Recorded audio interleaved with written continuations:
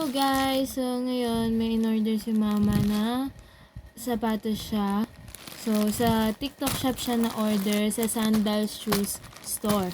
So titignan natin kung sakto ba siya yung size niya and yung color ba, kung ayun ba yung binigay talaga dun sa based dun sa in-order.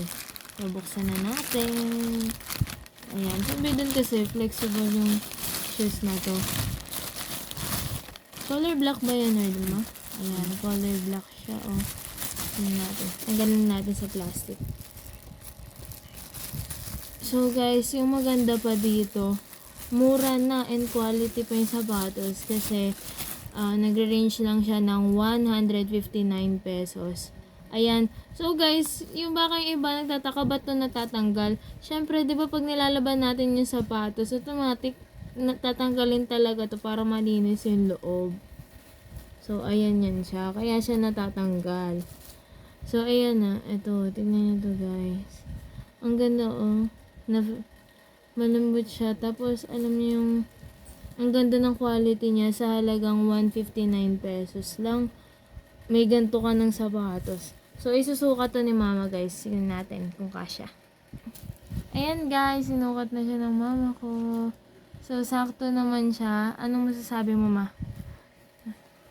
Masikip ba siya, maluwag, or saktong-sakto? Okay naman, tsaka malambot siya. Siyempre, dapat pati yung left side, di lang yung right. Ito yung isa niya. Para... Ayan siya guys, tignan nyo, saktong-sakto.